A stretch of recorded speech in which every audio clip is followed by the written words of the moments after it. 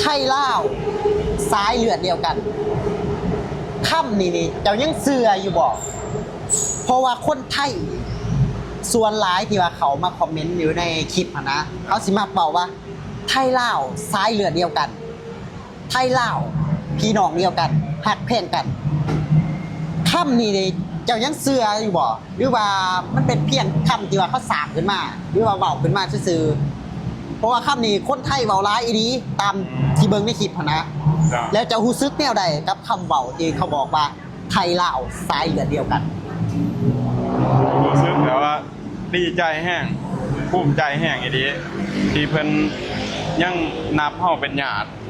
นับเฮาว่าเป็นสายเลือดมันได้กว่าคำว่าญาติธรรมดาเลย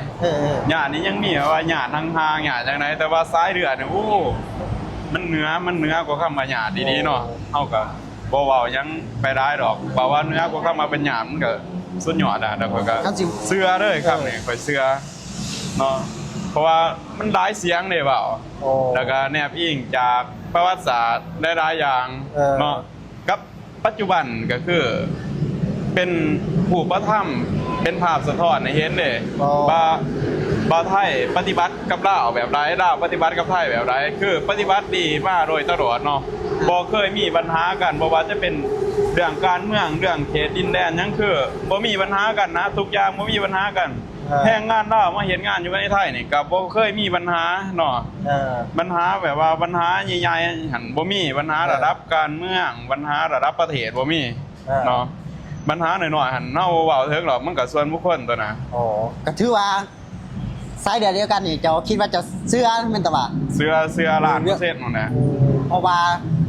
มันเกินคำว่าเพื่อนบ้านคำว่าสายเดียวกันก็แสดงว่าเกิดร่วมกันต้นกำเนิดร่วมกันแม่นแบบว่ามีทีมาแบบเดียวกันนะคือว่าถ้าสิว่ามีบรรพบุรุษเดียวกันได้ถ้าสายเดียวกันแม่นแบบประมาณนั้นแบบในวรรณคดีเล่าว่าคนเล่ามาจากหมักเต่าปุ้งหมักน้ำเต่าปุ้งนะคนไทยก็สิประมาณนั้นก็สิมาวันเดียวกันมีที่ไปที่มาวันเดียวกันหรือว่าเคยเป็นประเทศน้ำกันมาก่อนว่าเคยเป็นประเทศเดียวกันมาก่อนว่าจึงเพิ่นจึงว่านับว่าเป็นสายเลือดเดียวกันเด้จึงว่าข่อยเสือคันว่าคำว่าสายเลือดเดียวกันนี่มันก็หมายถึงว่านี่เลือดเนี่ยเสือไข่อันเดียวกันแล้วคัดสายเลือดเดียวกันนี่เจ้าฮักอยู่บ่ประเทศไทยนี่ขอเลยว่าทางมดใจเลยใจทั้งใจเท่ให้ไทยวัด